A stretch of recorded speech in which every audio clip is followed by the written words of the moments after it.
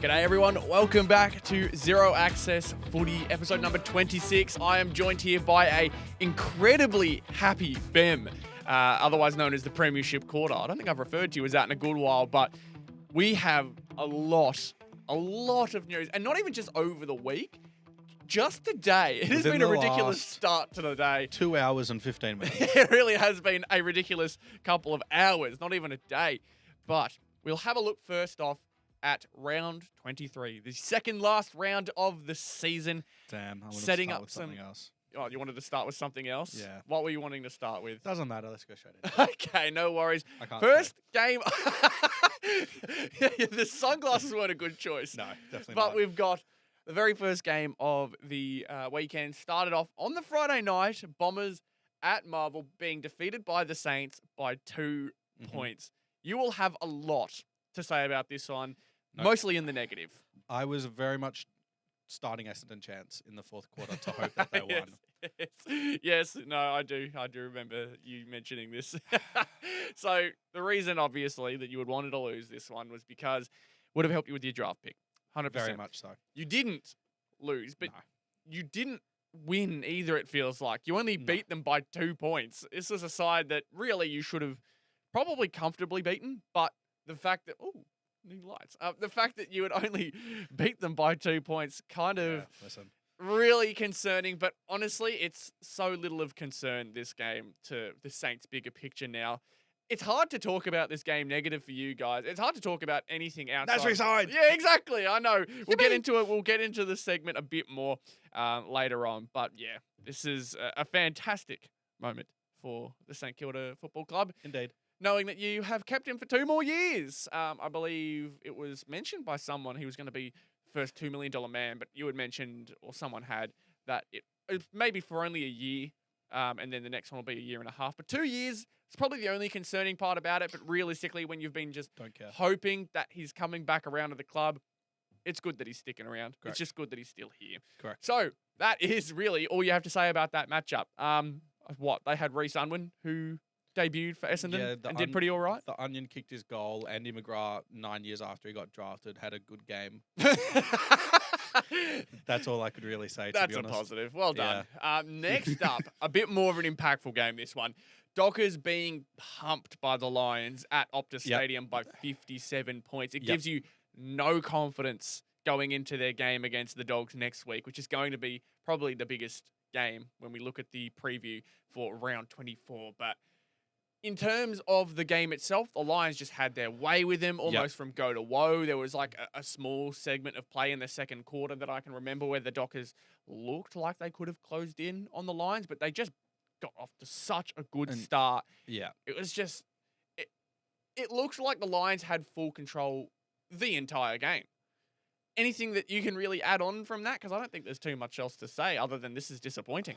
You had a good game from Charlie Cameron, which is always needed for when you want your small forwards to get firing before the finals. But, like, if you're Fremantle, you're just pissed off. Like, you've won 11 of 12, and then you dish up that performance after the retirement of Nat 5, obviously end of the year. But, like, that announcement, you want to get your team going. And it's going to be a last charge for him. And it's going to be a charge for this list as well, because their list is in the age of winning finals. This is everyone in their prime, basically. They're all arguably at their best, aside from a couple like really young players and a couple experienced players. But like, this is where they should be going. They should be going towards a premiership, and then they serve this up against probably the best team in the comp. Well, let's believe this could be this second straight season where they completely fall out of it within the last couple of rounds. And I wouldn't be surprised if on the occasion that they do miss finals, if Longmuir doesn't get sacked. I would be surprised. Yeah, and it's really unfair, honestly, because this is going to be a season. Wins. Yeah, I was literally just about to say 15 wins is looking like the minimum to get into finals, and that is ridiculous. That is a crazy little statistic, but we'll move on to the next game, which also has some finals implications. Suns defeated by the Giants. I think we both had the Suns, did we not? We did. Same issue with Fremantle stumbling. Gold Coast also won. Could potentially miss the 8 if they lose to Port Adelaide in Ken's last game. Yeah, but I don't think that's... I feel like that's really unlikely to happen. Plus, they've got the Essendon game. I think they're going to finish not in top 4, which they'll be disappointed about. They'll finish high elimination standing, so 5 or 6. But then again, it's surprisingly disappointing for the Suns. This is going to be their first finals season. We hope. And yeah, we hope. All signs, it's like 99%. But the problem is that 1%. With the Gold Coast Suns. With the Gold Coast Suns, you think it could happen. Yeah, Absolutely. For their sake, yeah. This is their one-off bad performance. Unfortunately, the Giants have just had their number this season. In their entire history. It's like 15 of the last 16 wins has been to the Giants, which is kind of ridiculous. But like, I don't know what to make of the Giants because we see these performances, but like we also see that Dogs performance from a couple of weeks ago. And I don't know what to make of the Suns because they've got insane talent, but like they just shut this up against Adelaide and against Giants. Two really confusing teams.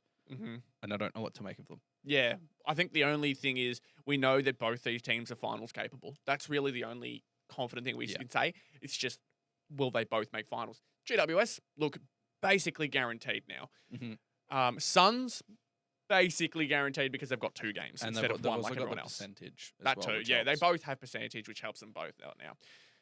That, on the other hand, though, moves us to a not so important game, Blues versus Port. And I am surprised how easily the Blues were able to get over the top of Port Adelaide. And it maybe shows that while the Blues have kind of been in this now sleeper phase, we haven't really put much talk or thought into them. Michael Voss has actually strung together some decent games and brought some decent results out of this side over the last month. Despite them not getting the wins, I think this can kind of accentuate how solid they've been, right? They haven't been world beaters like Blues fans probably hoped they'd be for the last couple of years. But, I mean, a nice little showing from Harry Mackay. He kicked 7. I did not see that coming. Might feature soon. Oh, maybe. That'll be interesting. But I think I know where that one's going. Nonetheless, just very disappointing from Port Adelaide. Mm-hmm. Very, very disappointing. I was thinking we'd see a bit more from them, a bit more fight, but it just feels like this week has been probably the worst week in a good while. And that is on top of everything that happened today. Everything that happened today too. Yeah. Hawthorn versus the Demons. This was one that, we were on a little bit of a watch because if Hawthorn lost this game, it pretty much primed them up for the 9th position. They took care of business. Good. Yep, they've done exactly what they needed to do. They're in some decent form at the moment. Obviously, whacking Collingwood a couple of weeks ago, last week, which is always great to see. It does make you happy seeing one of those. Yeah, their forward line still questions me because Gunston kicked 7 goals, but you really don't want to be relying on a 33-year-old keep forward. It's not something you want to be. I kind of agree with that. I don't know if they're relying on him, though. I think he's just had a really good game. Right, he's had his best season, I think, ever. Yeah. But I still don't think... I think they've got the players around him. Like, Dylan Moore can sometimes hit in that forward line. He's been much better in the second half Nick of the Watson is obviously a spark. Jack Ginnivan has gotten more and more consistent. I think he's still, like, one of those ones we expect to see a goal from him each week. I don't think he kicked one this game, but still played his role, played his thing, and is been a really important part of what Hawthorn tries to do. It's just the 4-tall system that you always, question. I think there's such emphasis on those tall blokes down in that forward line makes you think, are they putting too much faith that the height is going to win over? Mm-hmm. And look, there's part of me that doesn't believe that's really the main problem. I think because they've got the likes of Ginnivan and Watson who can really turn a game on its head. They've got game winners. They've got game winners outside of those tall fours. So I think their forward line really isn't their problem. It's just the fact that, unfortunately for you, Battle has looked more and more comfortable. He's still shit. Impey is really, really good at the moment. He's hitting stride. Carl Amon's delivery off the halfback has been getting better and better. They're hitting strides, and they're doing it at the right time. They've done it against the right teams as well. They're going to need to do it against Brisbane next week, which we'll talk about soon. Speaking of doing it against good teams, the one team who hasn't, 0-5 against the top 9 teams, most recently, Collingwood. They're dog shit. 0-5 against top 9 teams. Yep. As of recent. Obviously, they've beaten teams. Lost to Hawthorn, lost to Brisbane, lost to Fremantle, lost to Collingwood, lost to Adelaide, and also lost to Geelong, I believe is the other one. Today? Yes. Lost to Suns. Sorry, Suns is the other one. They lost 5 games. There we are. But yeah, Crows defeating the Magpies in a very, very controversial finish. Nah, there wasn't really any controversy. There were some missed calls here and there. There was some... Oh my God, this is so good. This is Collingwood fan cope. This is Collingwood Collingwood cope. This fan is Collingwood cope. Umpire's got it wrong, question mark. I'm surprised it's a question mark. I thought he would have just straight up said it. But I am very much in the sense that there were some bad calls. I don't think this one is as bad as it, looks. Because if you watch the game, 5 or 10 seconds later, they basically get the ball in the position. Sure, maybe it made it up, but looking at the game to its logical ending, right, you'd think that the same kind of events play out and Dawson just holds the ball out a bit longer and they just kick it long. Yeah. I don't think this one matters as much, changes. Although such a weird... Why would you do that? Why did Thilthorpe do that? Yeah. And then why did the ump swallow the whistle? This is the thing. It's not like he didn't see it because you can see Billy Frampton putting his arms out. Exactly. It is such a confusing miss. My bet is the ump's just got a bit worried. They got scared. They didn't want to. They didn't want in front of the Adelaide crowd, a record crowd at the Adelaide Oval. They did not want to make that decision. That's my genuine belief. Because could you imagine the shit they would have copped if they had called something like that? But I think over time it would have been like, yeah, it's there. Why did you do it? At that point, the blame doesn't come to the ump. The blame goes to the player. Yeah. Now though, because they swallowed their whistle, because they were too scared to call it, the blame goes to the ump. So it's a very, very interesting scenario. Yes. I didn't even notice the throw. Yeah, the throws are funny. Just really hard to call that in such quick time. But Ben Keys clearly knows his way around bending the umpire's will. Clearly. Done it twice at Adelaide Oval now. Honestly, he's allowed to get away with it when they called his goal a point. He's allowed to. Yeah. Although I appreciate the edit work there, producer Ethan. That's fantastic. Well done, mate. I don't care. But now we go to the more important one. This next game is much more important. My good man, Shez. That is my goat. And to celebrate very recently, I'm going to put this here as a stand. We're going to have a piece. This is a little bit of access. If you can see right here, I don't know. I'm going to show this camera. That is my signed Harry Sheezel card that I purchased long before this game happened. But it rocked up the same day that he did this, and I feel like that was just fate. So I'm going to place it here for the rest of the... Hopefully it's not in the way. Hopefully the arm isn't in the way for the mic. But you can see here, historic performance. I don't think anyone in their right mind was going to say that Sheezel could do this in his career. Who would have thought the sequel would be just as good as the original? Oh, my God. And my favourite part about this is the fact that he got his final disposal on a goal assist. 15 score involvements. You know what makes me so funny? Cheesy ball, huh? Cheesy ball. You have been on Morris Rioli for so long with his pressure and his rundown. Okay, yeah. And then the 50th touch, he chases him down. Yeah, so I loved that. That was the funniest thing. Even though it stopped him from 55, I'm really not that mad at it. I'm really not. I thought it was hilarious. It seems Sheezel took it in good spirit too. Yeah. He's like, oh, bloody hell, he's quick. I think he swore in the post-game interview. He's like, jeez, he's quick. But, fantastic all-around performance from North Melbourne. It is against a Richmond side who very much looked lost. They looked like... I know that Richmond often gets statistically dominated by teams, but this was a whole new level. It was only 8 goals. So, yeah, it was only 8 goal difference, but, just looking at the statistics, right? Sheezel 54, LDU 40. I don't think has any duo in a game ever gotten more than 94 disposals? I tried finding it. I tried to find that stat, but I couldn't find it anywhere. Sheezel and LDU together combined for 94 disposals is insane work. Sherry himself had 17 or 18 tackles, so a few off of tying the record himself. I've got it here. Hang on. Parker had 31. McKercher had 29. Ridiculous. All over the ground. It was domination. The St Kilda midfielders Jack Stephen and Lee Montagna broke a record for the most disposals between 2 teammates in the same match. They tallied a phenomenal 94 touches. They tied compromising 47 apiece. They tied it. Oh my God. They didn't break it. They so tied Sheezel and LDU tied it. Right. That's an insane stat to find. I knew it was St Kilda players because I do remember they broke the previous record of 86 set by pair Scott Camporelli and Craig Bradley, who had 86. Okay. Very, very nice find, Behm. That's fantastic. But I'm just so glad North are going to be able to finish their season on something like this. I'm not sure what next week's going to look like. Any logical person will say that North will get pumped, but I'm just thinking off the top of my head, will Adelaide rest some players? Could North maybe do something? I love you, Shez. Look at Shez. He's so good. I am very interested to see, though, what Adelaide respond with. Mm-hmm. Will they decide to rest players knowing who they're coming up against? Will they just go, screw it? We're not guaranteed top spot just yet. We need to win this game. Let's put all our players out there. Mm-hmm. So I think this game purely relies on, what Adelaide bring to the table. But I am going to take my positivity with North. I brought the scarf in, for God's sake. I've brought this in. You've never had the scarf. I've never had the scarf. I'm so excited. I'm so happy. I was trying to find a beanie, but I couldn't find one. But look, it's just a good time. I'm just very, very happy with the result. As you should be. So yeah, Roos defeated Tigers by 48 points.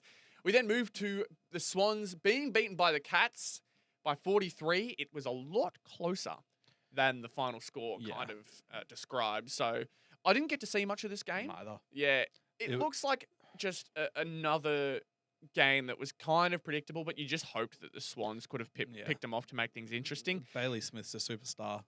Nothing else. Jezza Cameron did kick a goal, unfortunately. That's probably the big talking point. And apparently the SCG turf, as horrible as ever. Yeah. It does, I did remember getting a quick glimpse, and it didn't even click how bad it was until someone had pointed it out to me. I'm like, geez, that's really bad.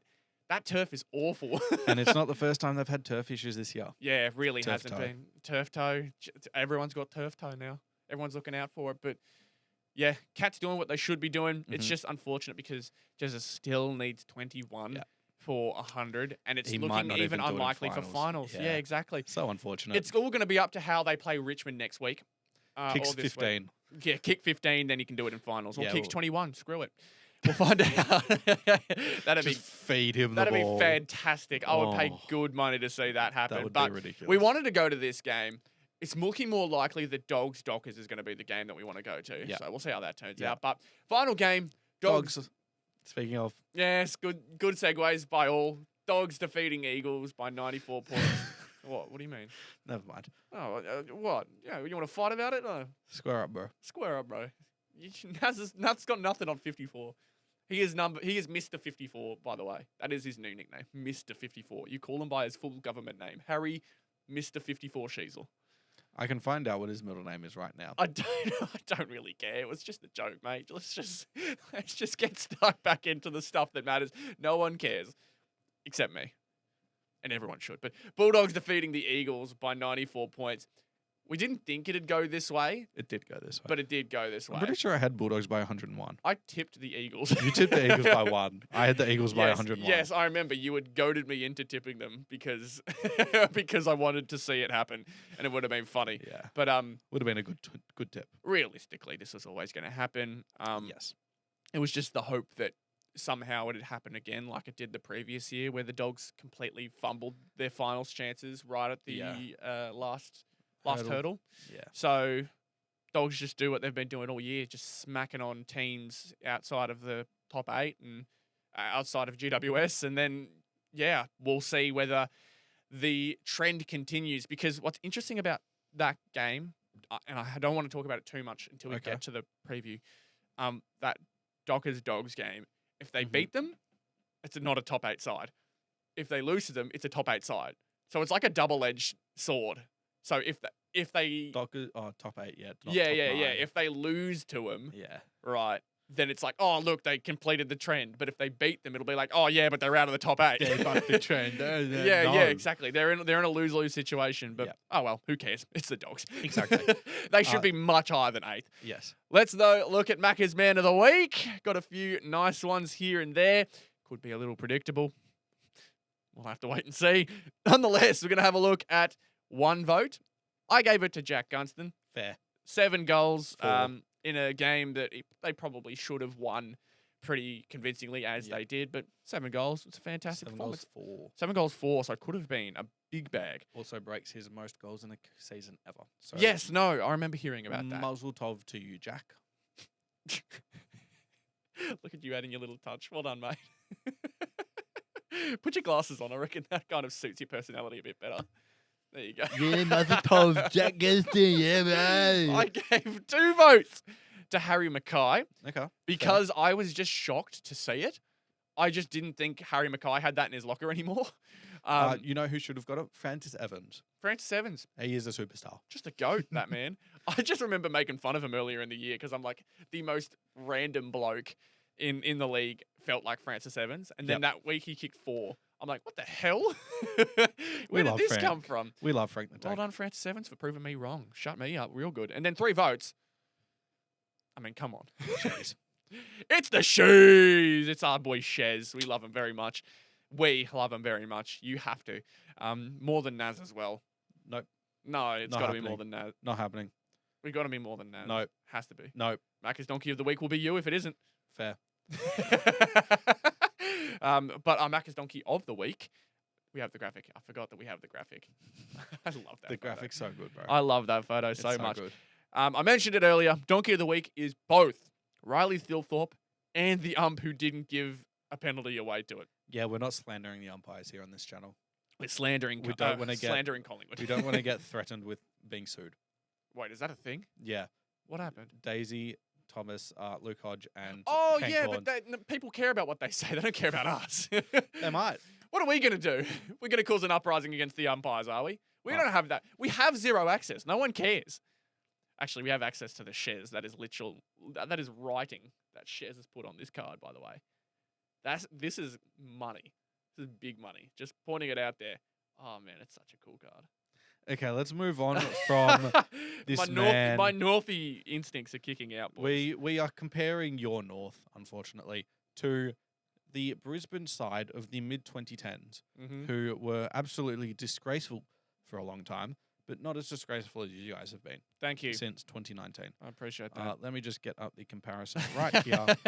So yeah, the years we're comparing, I believe, are 2013. 2013 to 2018 for Yes. Brisbane and 2019 to 2024. We'll stick with that Yeah.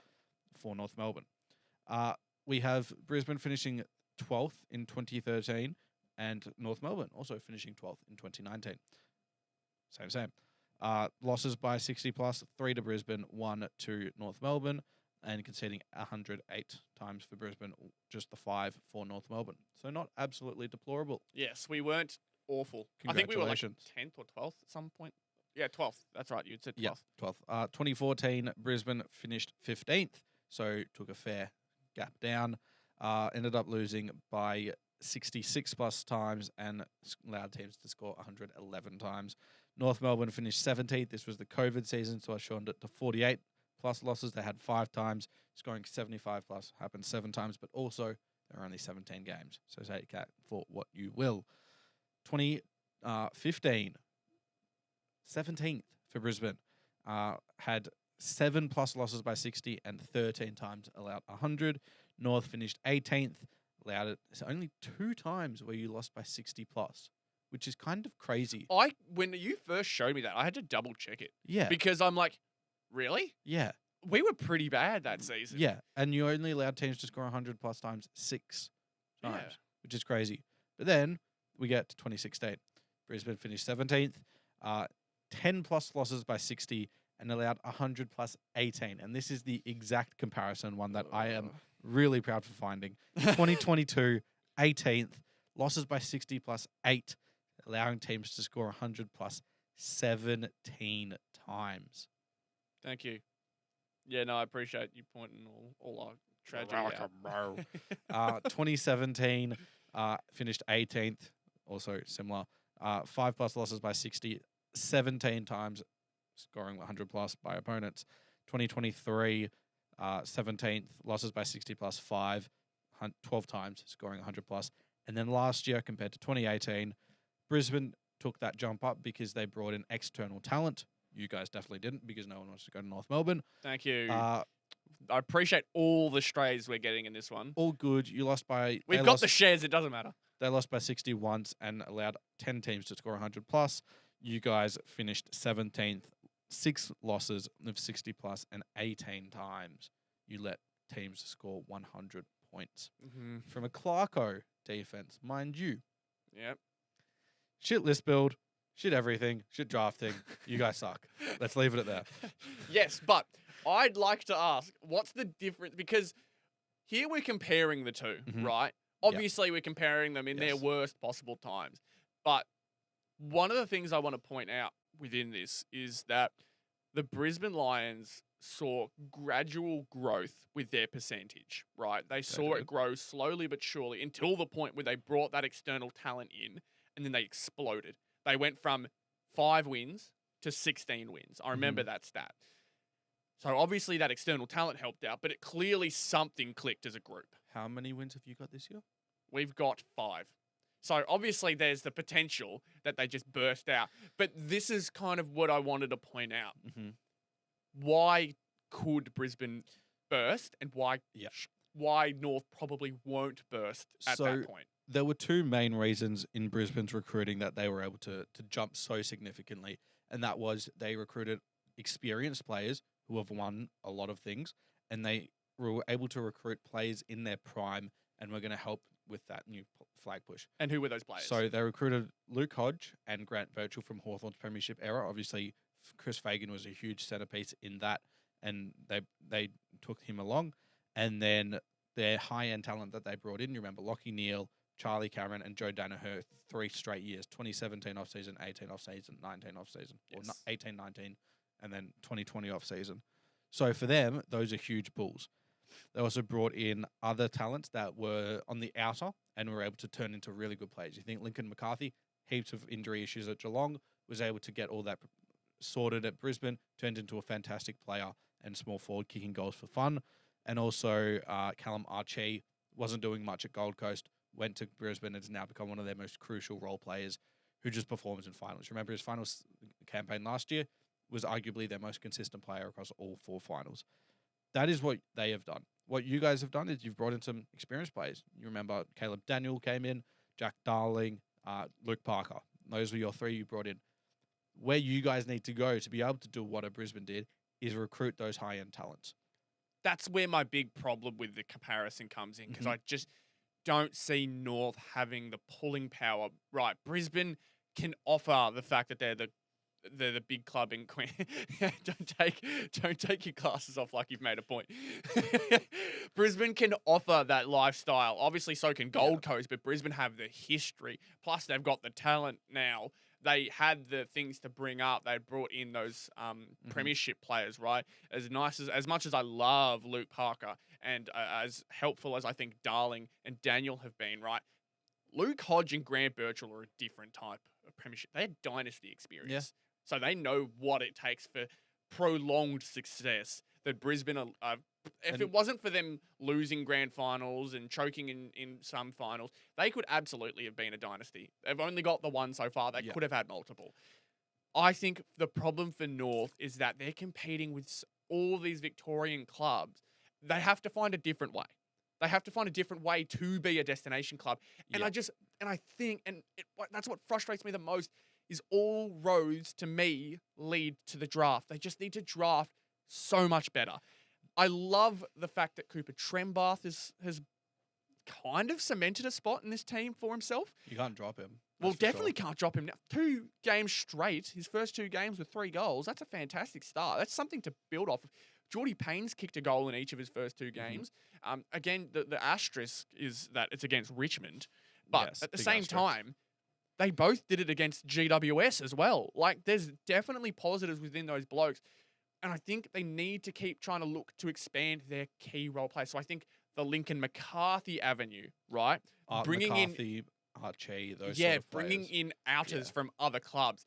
That's their go. Yeah. Obviously, drafting, you're always going to the draft realistically as a bad club, except for this year. But this is your year. You got to draft 1 on the outer for your key position players, and 2, try and find the ones on the out of other clubs to bring them in. But they cannot be any older than 28. Yeah, no, because 100%. if your list build is not necessarily for now, but for 3 years' time and after, it's got to be 24, 25-year-olds that are going to be able to also perform in that time. Think of your Alex Davies, who's probably going to be on the outer. Your Malcolm Roses is a small forward from 2 from Gold Coast. Any of those players are going to be much better options, or a Will Brodie from Fremantle who could be on the outer. Those are much better options than going for another Luke Parker. Yeah, for example. 100%. I'm 100% with you. I think keeping some experience in the club is great. I think the addition of Luke Parker and Jack Darling is great. Mhm. I'm still a bit iffy on the Caleb Daniel one because I think his role is just way too relied on, and he's got glaring problems. Right, too many times I've seen North Melbourne go to him in marking contests. It's like, why him and Zach Banch? Look, Zach Banch, rough first game, pretty decent second game. But why are we kicking to them as targets? It frustrates the hell out of me. But that's besides the point. Two nice pickups that I really, really liked. Now it's time to bring the outers in. We clearly aren't going to pull in the likes of a Harley Reid or a Zach Butters in the most recent offseason. We don't have that capacity. Unless for some reason they go, I really like where North Melbourne is going. We can't bring those guys in. And even then, why would we bring those guys in? Why would we bring those types of big names? What are the other big names we could maybe bring in? I don't think Charlie Curnow would come to us. I'm looking then in the back line, some big names who are out of favours at other clubs in the back line, right? It's just bringing high-end talent just won't work for North Melbourne at this point. Mm. Sure, you could say, they need all the talent they can get. We've got talent. They're just not being used right. They're not clicking just yet, and they don't have enough around the outside to make it work. So I think that in the outer players at other clubs who are looking for their role, North Melbourne's their players. I've liked Jacob Constanti at times. I think he's one of those players who probably could fit a role somewhere else. But my biggest love at the moment are the likes of Geordie Payne, who's finding himself a role in the forward line. There's just a lot of roles here and there that I think this team need to pick out before they go looking for that high-end talent that I just don't think they need. In regards to players who might want to leave, we are starting a new segment. Oh, no. Are we getting started with... Unfortunately, Behm's tribunal task has been cut for today, and we are starting with Behm's deal or no deal. Behm looks excited to be around this many... Wait, who's that on the left? Oh, my God. I have been...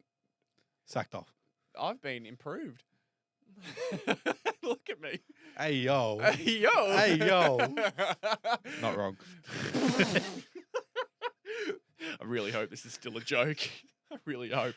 So we are going to obviously talk about my boy, Nas. He's re-signed, 2-year deal, staying at the club forever. Supposedly turned down a 12-year, $30 million deal at Port Adelaide, which is very interesting. He's basically done what TDK doesn't have the balls to do and turned down the bigger money offer. And I love him for it. Supposedly, it's on a 2-year deal worth $3.7 million. However, I don't know the validity of that report. There was a bit of mixed wording on that. I do have a random deal that has popped up that I'm not going to share my source for. But if there was a deal of him going to Adelaide, I have a supposed fake one right here. And this is very interesting. So this is just a rumor. It's not fact. But Dan Curtin to West Coast for pick 1. Pick 1 to Essendon for pick 4 and 6, which is obviously the Melbourne pick. Jake Saligo to North Melbourne for their future first. And then picks 4, 6, and North Melbourne's future first to St Kilda for Nasiah Wanganeen-Milera. There are a lot of aspects to this. Dan Curtin probably wouldn't want to leave Adelaide. Jake Saligo probably wouldn't want to leave Adelaide. Jake Saligo would not want to go to North Melbourne. You didn't have to add that part in. You didn't have to add that part in. You said Dan Curtin goes to West Coast, yeah? Yeah. Yeah. So North's a bad place, is it? Yeah. Yes. Yeah, flog. I'm here trying to enjoy my North Melbourne win. Like, trying to find any way to make myself happy about my football team. I've got to bring you back down to reality, mate. No, I'm not allowing it. North Melbourne get Nasiah Wanganeen-Milera for, you can have Zach Banch. He's pretty good. You just slandered him like 5 minutes Fine, you can ago. have Caleb Daniel too. Give me Sheezel. No. And Colby McKercher. No, absolutely not. Absolutely not. But that is a whirlwind of a trade. A lot happening in that one. A lot happening in that one. I don't believe it. I it's just something I saw. I definitely don't believe it now. Yes, definitely. I don't think any of those teams would really do that. Move on to a couple other players though. Jack Silvani has met 4 different teams. He has obviously had a 4-year deal on offer from Carlton for a while. We don't know how much, but we know it's a 4-year deal. He's met with Collingwood, which we talked about. He's also met with Essendon, which are two of Carlton's biggest rivals. Imagine he goes to either of them and plays 100 games and his kids nominate them over Carlton. Yeah. That'd be so funny. Yeah, would be hilarious. But I think a team really interesting in that space is Bulldogs. He's met with them.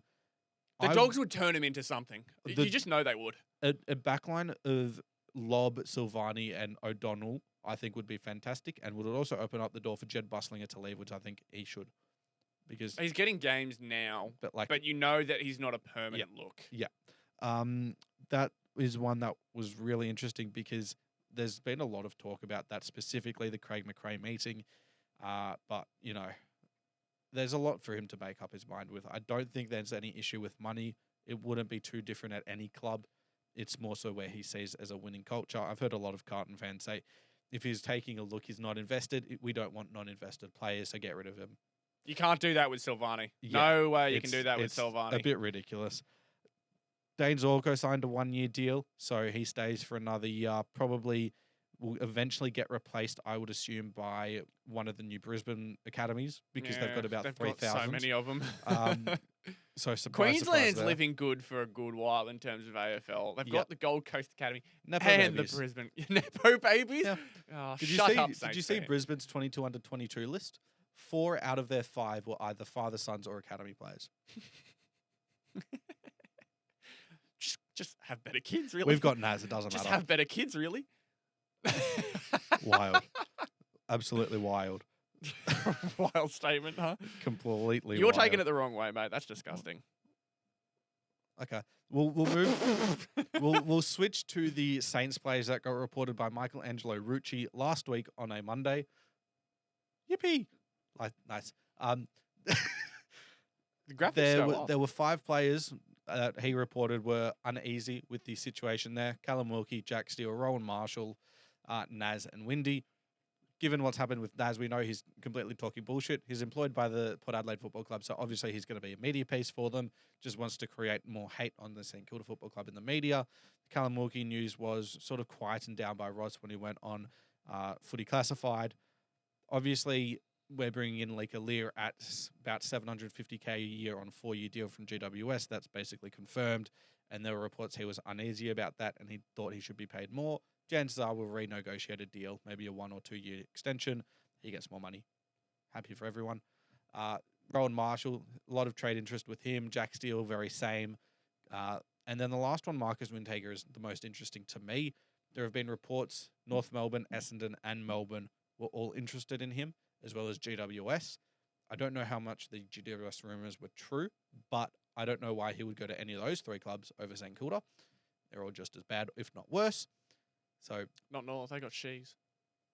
They got 54. Mr. 54. The interesting thing I have with Windy is he wants more midfield time. Why would he go to North Melbourne? That is my other thinking. So my thinking when you said North are going into discussion with him and his free agency, my thought was like, where would he go? Would he just be another rotational piece within the midfield? Because we've already got so many. Yeah. And that was my thinking. They'd chuck him on the wing. Yep. They'd need to find somewhere to give him consistent run. Or, God forbid, they put him on the half-back and use him as one of those delivery players. But, like, let's Colby McKercher.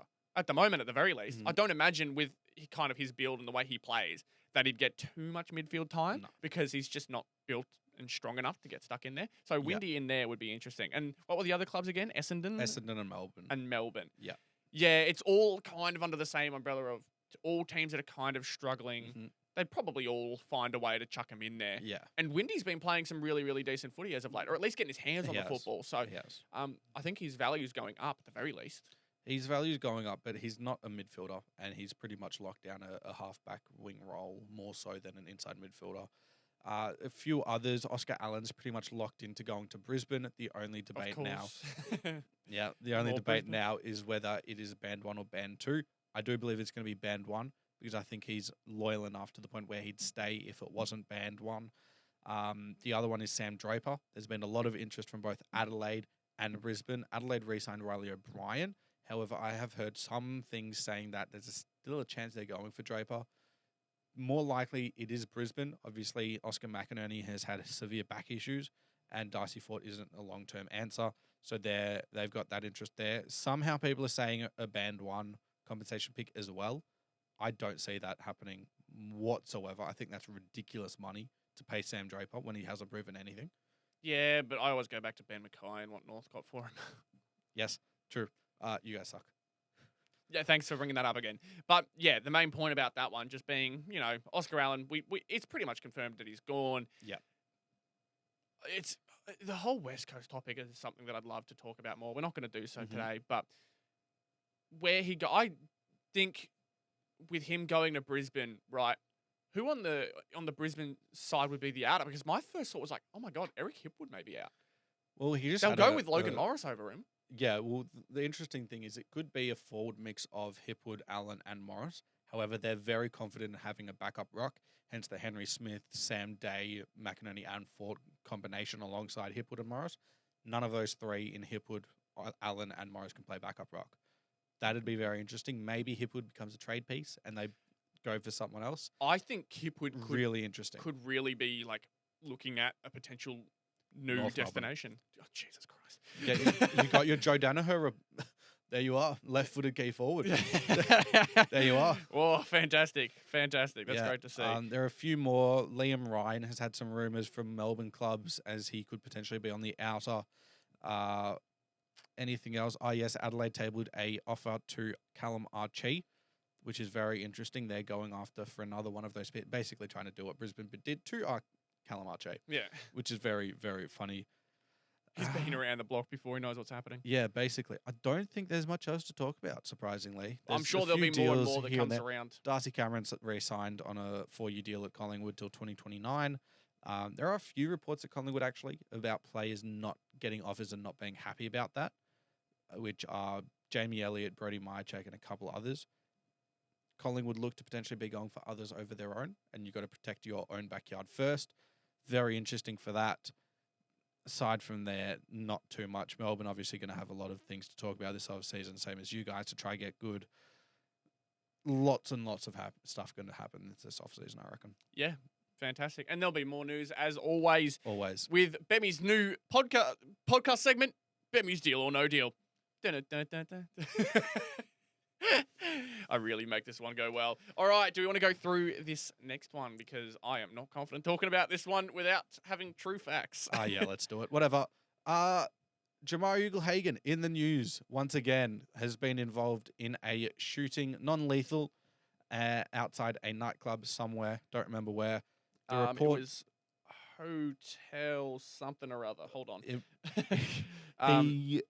Love Machine. Love Machine. Crazy name. Very, very interesting because it's been reported he was not involved in anything directly. There has been no severe damages according to anyone. Yeah, to quote Tom Morris so far, right? Because I feel like we shouldn't be going too far into this if there's nothing 100% confirmed. It's understood he was with a friend when a verbal altercation broke out. It's unclear what involvement, if any, he has in the incident, but is not accused of any wrongdoing. And look, the reason it's being brought up is because of the fact that this keeps happening around Jamarra. As much as people will want to say stop picking on the dude, when you're getting yourself in this type of situation, or at least around these types of people, questions are going to arise. And the reason it's so interesting with Jamarra is, one, because he's a fantastic football player and it'd just be awful to see him throw away his career continuously in ways like this. And two, it's just very rare to see an AFL player get to this point over and over again. It's also the second time he's been involved in a shooting within the last month and a half. If you remember the one with his car, where his car was stolen, and then his car was stolen after the shooting was happened. So the shooting happened when he was still with his car, then his car got stolen. So it's completely separate issues. For me, it's just, once again, I really want Jamarra to get himself out of whatever circle he's in. Leave the Bulldogs, please. It really feels like that's his only option now. I think for his career's sake, find himself a place that isn't involved with all this crap. It's awful. I really hope he isn't involved with this, because it just would make me feel justified in feeling awful for the bloke. It really would. So I pray to whoever is going to help this guy get himself out of these awful situations. And I know that I've just hated it because in the past, he spoke for himself, and I want the dude to speak for himself. I don't want people like us to be the ones who write his story for him. So for his sake, I pray that he is working on getting himself just out of this situation, man. Yes. Sucks. I hate it. I really just want to see him on the field again. He's a fantastic footy player. He's a fantastic footballer, and I think it'd be really important for the Bulldogs' future for his future more so, just get out of the shit environment you are. 100%. Round 24, though. Let's look at the round ahead because this is a very, very exciting time now because we're right next to finals time. I'm so excited to get stuck back into finals again. Yippee. Just good things all round. Finals also just marks a whole bunch of other sports coming around too, switching into new sports seasons. But of course, while we're here, we're going to enjoy what we've got because for 10 other teams, this is the last time we're going to see our team play for a good couple of months. So let's go. 2 teams we're not going to see for a while after this. Bombers versus Blues. Funny thing about this one, I believe it was 7 or Fox. One of the two has not picked up the 7. broadcasting rights for this 7. game, which is hilarious. Yep, it's the rumour mill that I spread 2 weeks ago that Fox Footy is completely ruining Channel 7 with the primetime games that they only get limited access to. And So much so they just gone, screw it, we can't afford to do this game. Yep. So much so that they've turned it down in exchange for the actually important one, Suns Bombers. Have Yeah, they? so much That's what more it is. important. So much more important. They just opted out, that's all. Yeah, fair enough, I guess. I thought they would have just had the chance to do that one anyways. Yeah, but they opted out of it. All right, fair enough. Otherwise, Wednesday night would have been a Fox exclusive. And we Oh, wouldn't, no, we okay. wouldn't have been able to see the Suns destroy the Bombers on free-to-air television. Yeah, to be fair, I don't know what the thought is, but at the same time, you'd rather see at least one good team than 2 bad teams. I don't know, maybe it turns out to be a thriller and 7 AFL rue the day it happens. Mark of the year and goal of the year happen. Unlucky Oos. I'm so cool. Bombers versus Blues, though. We won't yap too much about this. Who do you think is going to win this one? I think it's going to be the Blues by 60. I think the Blues can really pump this one. Unlucky Oos. Yeah. You're so cool, Behm. Okay. You okay? Who do you think's winning? Tell me. Carlton have been a lot better Yeah, recently 100%. than what Essendon have, and it's hard to go past them when Macca just had a great game, and quite literally, Essendon don't have a single defender. Unfortunately, the Saints are just too dog shit to go against them. Zach Merritt will be back, so there's a chance Essendon get another win on the board. There's a sneaky chance. Not going to happen, though, is it? I don't think so. That's why I've gone Yeah. Blues 60. I think their Yeah. player's been really good despite the lack of wins. They got a really nice one against Port. I think the Bombers will find it surprisingly tough against the Blues outfit that at their best can play some half decent footy. Go Blues by 30. I don't think it's going to be as ridiculous as you might say it will be. Fair enough. We're going to go Magpies versus Demons. This one to confirm the Magpies a top 4 spot, which is No. insane to say. Not confirmed. No, it isn't. It's not confirmed, even if they win. Because if Gold Coast get more percentage than them and win both games, Collingwood cannot go very above them. true. Very true. Oh, man. So, this is a must-win, nonetheless, Indeed. for the Collingwood Magpies. Yeah, their percentage has dipped heavy. Very, very heavy. And that draw is looking more helpful than ever for Brisbane than the loss against North Melbourne. So, oh, man. This is, I'm going to say Magpies win it. I think Magpies win it by 30. Although they could win it by more, considering Demons haven't been too fantastic, just sneaky. Haven't been very, very good as of late. They've had some wins here, like the West Coast one, but that's West Coast. Oh, The issue with me is the Pies don't have a single forward half match winner. Any of their 3 tours, the M&M's, they just don't work together. Like, you might need to bring in a Mason Cox to see if that works any different than what they currently are, because my check got dominated by Keane. McStay's been uncompetitive and has been chucked down back at times. And Membry is Tim Membry. He did some things that... And just had to put a 2023 season- cheeky Saints. Yeah, he snap doesn't at him. like finals. He didn't even play one. He's never played a final in his life. You know what he did before his first final? No, he has played 2 finals. I'm wrong. 2020. The 2023, he skipped out on our final. Don't know why. Definitely not. Yeah, they're going to need Bobby Hill back. They're going to need Jordan 100%. to go with fit and firing. Yeah. Nick Dacos needs to turn into superstar Nick for them to even have a chance at making a flag tilt.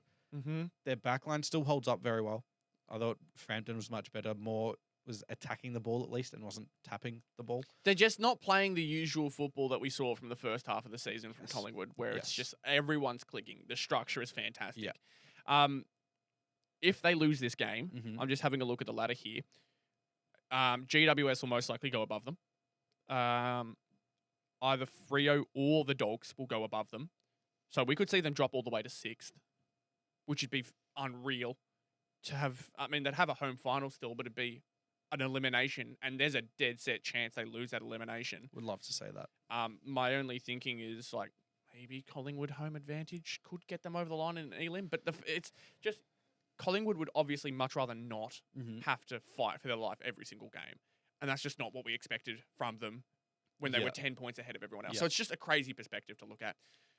Port versus the Suns, though. Did I say who was going to win? Did you? I think I'll go Pies by 15. I think it's a close game. I don't even think I said it. I said Pies by 30. Oh, no, I did say Pies by 30. Yeah, you're right. Yes. Port versus Suns at the Adelaide Oval. I want this to be a good game. I think it's a fantastic time to play it Friday night at Adelaide Oval. I think that's a really Ken's exciting last game. game, Boak's last game. Yeah, it's gonna be a nice spectacle at the very least. But could they make the Suns push for it? With how they performed last week, I'm very much thinking so. I don't think so. That's my problem. I think sure the Suns were bad, but like Port were pretty poor. Port were pretty miserable, and like as much as I want to say they'll fight for this final game for Ken, I've said that about this entire season because they've known it's Ken's final season and they've put up some stinkers. Yep. So, like, as much as I want to say they'll fight, and I'm more than sure they will fight as hard as they can for Ken and Travis in the last game for them both. The Suns, they've got to take it. They've got to take it. This is a team that's really just lying down at this point. And I want to see Collingwood out of the top 4. Yes, that too. Again, thank God Gold Coast have that extra game, but my God, they're really trying their hardest to make sure they don't make finals Gold Coast, especially if they lose this game. Yes. Especially if they lose this one. I think they're healthier at this stage. They've got better talent all around. Suns by 11. Noah Anderson gets the 3 votes. I'm going to go Suns by 43. I just don't think Port are going to make it that close. I think they do, but they don't get the win in Fair enough. the last game. Fair, I guess. Roos versus Crows. Look, I talked about it a little bit at the start. Roos dependent on whether Crows come in full strength or whether they rest a few, will decide how much they lose by. I don't think Roos are going to win this, but I'd love to see them put out a fantastic performance. I think the Crows are going to take this by 30. 30. Okay. If you guys win, you guys go above Essendon. Yes. It puts us in 15th. Yes. Oh, wait. Was that where Brisbane was? Yep. Oh, my God. It's destiny. Was it? I might be wrong. Hang on. Oh, no. You haven't. They were 15th. Oh, yes. Okay. Destiny. It's going to happen. However, it puts you at 6 wins. Either way, we're still destiny. We're still making that big leap next season to finals. That's all that matters. But yeah, Crows by 30. Crows by 95. Okay, thanks. Yeah, I don't see them resting anyone because they're pretty much locked in first, and I don't think having a rest, a bye, a win, a rest, and then going into a prelim is any good for any of the players. Yeah. Tigers versus Cats. Jeremy Cameron by 50. Jezza watch, please. Jezza watch for 21. Jezza 21. If he breaks the all-time record of 17, isn't it 18? ridiculous. 17 by 3 players. Oh, okay. Or 2 players. No, yeah. You know what my reference was? The achievement in AFL 26 when you kick 18 goals in a game with one player. That was my first thought. Well done, Oos. Well done, Oos. Stop making fun of me. Never. Yeah. It's going to be a big Cats 100 plus. I don't know an exact. Oh. I don't know exact margin. Let's go 100 and you know what? 111. 111. Yep. I'm going to go Cats by 112. Let's go Eagles versus Swans. Optus Stadium. Maybe Eagles show out for a big game to finish off the season. I think they do. The Eagles get their second win. You think so? Eagles get their second win. Against the Swans team who'll probably be pretty disappointed and pretty low. Swan season done. Got nothing to play for. Can't upset anyone's chances. I don't imagine they don't play anyone, And West though. Coast is still not the worst team aside from Gold Coast or GWS in their first ever year winning one game. GWS was their second season they won. Second season. They won only one. But Yep. yes, Eagles are trying to fight against history, poor Yep. history. Yep. Obviously, they managed to avoid the worst of the worst with their win against St Kilda, but still not out of the water technically. This game against the Swans is surprisingly important for them. Eagles by 5. I'm going to go Swans by 55. And Eagles walk off the field crying. You reckon they'd get booed off? Nah. Eagles fans are too loyal for that. I think they could surprise me, but they have shown out in numbers all season. So I'd They really have. be surprised if they start booing. Unlike you guys. Shut up. You're a Saints fan. We showed up for Naz. And that was it. That's all we have. You all left during the Melbourne Saints game until he... Are you guys going to show up for Harry Sheezel after his performance? Absolutely. Well, I've got work, so I can't. You're literally a North You Melbourne gotta football put creator. you gotta put the bag in. Shut up. You gotta have the bag. Fries in the bag. Put the fries in the bag. Fries in the bag, bird. Giants versus Saints. Giants versus Saints. You've told me you have no chance here. We don't have any chance. I think you're 100% going to win. Wrong. Wrong? The Giants just beat Gold Coast. We couldn't stand anywhere near Gold Coast.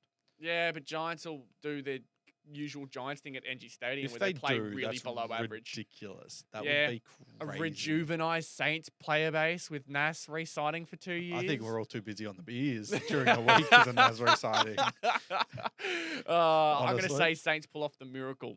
Win it by 10. It's just not going to happen. I We don't reckon even it have a will. key forward against Sam Taylor. What the fuck are we meant to do? Yeah, so Sam Taylor goes, oh, what do I do? Oh, how do I play? I'm going to knock out Jack Higgins. Yeah. I'll be all for it. That sounds like a great entertaining game. Oh, he's got all off season to recover. All I want to see better than Jimmy Webster knocking out Jai Simpkin in the preseason. deserved. joking. Oh my god. All I want to see in this game is Jack Higgins get the 50 goals. That's all I Yeah, wanna that would see. be too bad. That would be nice. He could genuinely make the All Australians. We could have 3 All Australians this year. Wilkie Naz, and Higo. won't. He's arguably been the best defender all year. Yeah, he could be then. Naz, yeah, but Higgins is still the question mark because there'll be like a midfielder who gets a half forward It's position. gonna be and like take- 5. Yeah, exactly. They'll give it to watch them give it to Elliot and like Paul Curtis. I wouldn't be against that. I would. That sounds fantastic. He fucking punched Angus Acey. Fuck that bloke. Yeah, what a dive, honestly. Dogs versus Dockers, the most important game of the round because this decides who makes finals and who doesn't. This is an elimination final before the elimination finals. This is gonna be a Zaf vlog 2.0. This is going to be a Zaf vlog 2.0. I don't know if it can be. That's my problem. What are you doing Work. on Sunday? Yeah. Putting fries in the bag, bro. No, you are getting off work on Sunday. All right, I'll work for it. I'll see what I can do. Good. Dogs Dockers though is going to be a fantastic game. This is literally a play-in before the play-in. yeah, I can't wait. All my days. It's going to be a matter of talent over structure, in my opinion. I think a lot of what the Dogs do is reliant on the fact that they've got such high-end talent. Yep. But the Dockers on their best days can absolutely get over the top Mm-hmm. of a team who purely relies on talent. So it is like 2 different styles, Mhm. both coming up against each other in a game that they cannot lie down for. My problem is I feel like I'm way, way too much on the Bulldogs hype train. I picked them to be the definition of mid this year at 9th position. If they lose this, that would be exactly where they lie. So my prediction from the beginning of the year says... So you're going Dockers. No, I'm going Dogs. Going Dogs. I'm going Dogs. No way. I think, 1, at Marvel, they play pretty decent there. Yeah. 2, their talent is performing at a pretty high level. You think of the likes of Richards has been fantastic as of late. They've picked up a smoky in Jordan Crop. Did you see his debut? He's another 201 centimetre player who throws himself at contests. Jesus Christ. It was against the Eagles, so maybe they'll shut it down a bit. But like, if all of the Dockers' focus goes to Darcy and to Norton, Croft could easily have a massive game here. I think it's legitimately in the cards if he plays. Because they are insanely tall. the thought is Treloar, right? He could potentially be in the mix. He had 40 in the VFL as of recent, and the thought is, where does he go if he does come in? Sub. That was one of the ideas floated by, I think it was Jack Rewalt or Tom Hawkins. Triple M. Yeah, someone had floated that idea, and I'm not against it. It's a nice one to do for like a kind of a warm-in game, but at the same time, that is talent that you're holding off for a bit Yeah. in a game that you really need all your talent. The thing is, the Dogs can get away with it. That's why him being the sub makes sense. So, look, the Dogs have a lot of talent, but let's look at the Dockers side of things. The Dockers, at their best, right, they've got Tracy who can really put on a show. Paddy Voss has shown up on the biggest stages. This is the thing. I think the Dockers are too tall for the Bulldogs backline. You think about it, they've got the backup ruck in Jackson or Darcy, whoever it is. You've got Amos, you've got Voss, and you've got Tracy. I don't think there's a good matchup aside from Lob on any of them because Bustling is young, so it's really hard to make any thoughts on that. You got O'Donnell, who's probably a good matchup for like Amos, but then you got Pat Voss, who's going to torch Nick Caulfield or whoever's there, or Bailey Williams. Yeah, just going to absolutely torch him. I think Switkowski is also a fantastic role player. Yep. I don't think anyone's going to be able to do anything to Bolton if he gets unleashed. Like, I think there are so many more answers for the Dockers than what they have in most weeks. But then the Dogs are just insanely talented. Like, you look at that forward line. It's so hard to look because I when you say all that stuff for Fremantle, I'm like, yeah, Freo should win this. But then you go and look at everything else for the Dogs. Their midfield stacked. Their forward line stacked. It is ridiculous on that end. It's like the only way that I think the Dogs really take this home is if it becomes a full-on shootout. I think no. I don't know how they win this, but I think it all relies on Tim English.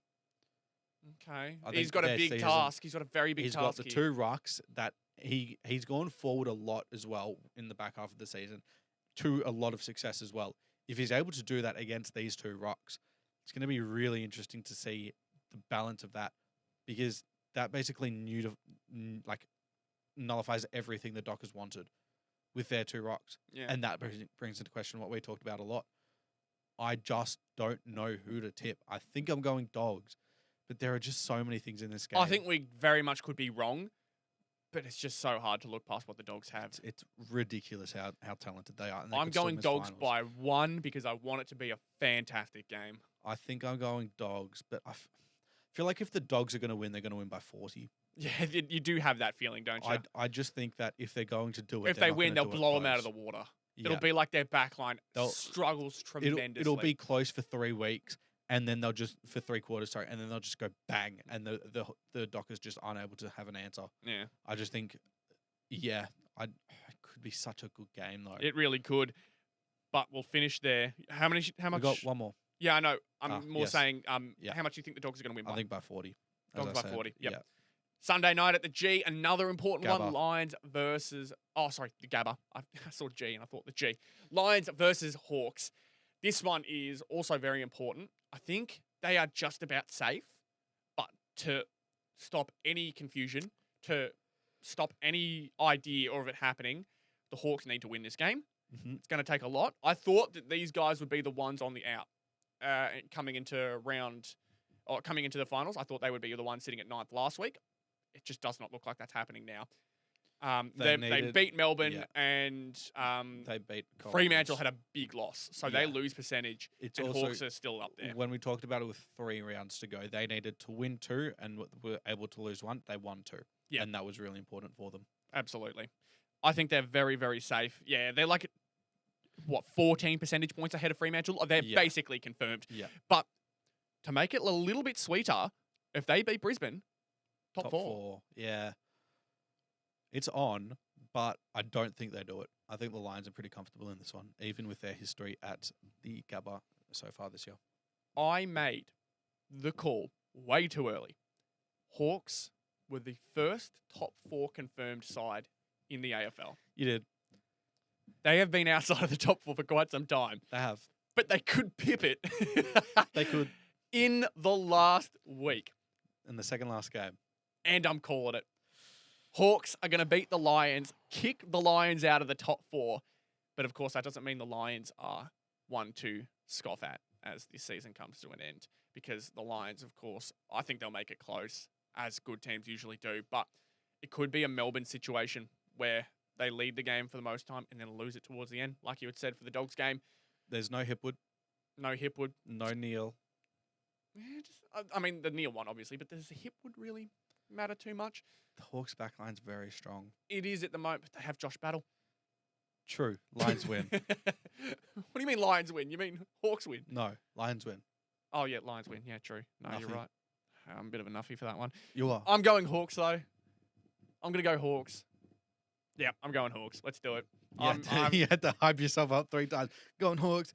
Going Hawks. Yeah, I'm going Hawks. Yeah, because the Lions are probably the more obvious one. Yes. But the Hawks, I think, have more than what it takes to win this one. So let's see. How's this going to go? I think it's going to be a fantastic game. Hawks by 10. I'm going Hawks by 10. Yeah, knew it. I can read you like a book, man. I meant 15. Funny. What are you going again? I think the Lions are just too strong. Up there, they're not going to falter towards the end of the year. They're going to lock in a top 4 chance. I see the Lions winning by 23 points, like the good Michael Jordan. Nice little. Good on you, mate. Suns versus bro. Bombers replacement game. I think we'll talk about it next week because You wanna talk about it Wednesday next week? night. We have a pod on Monday. True. Let's save the one game. It's upside down. It's going to be fantastic. All right. Thank you guys once again for tuning in to Zero Access Footy. Thank Appreciate you. you guys very, very much. Be sure to follow us on What's that AI-generated cheese? Oh, that's fantastic. I love Shez so much. What a man. 54 Is that disposal AI man. generated? No, that's not. No, the face is altered just a tad bit, is it not? I don't know. Yeah, it's altered. The face is altered. Ah. When you see the original, you'll be like, oh, okay, that's the actual one. I'm almost certain, right?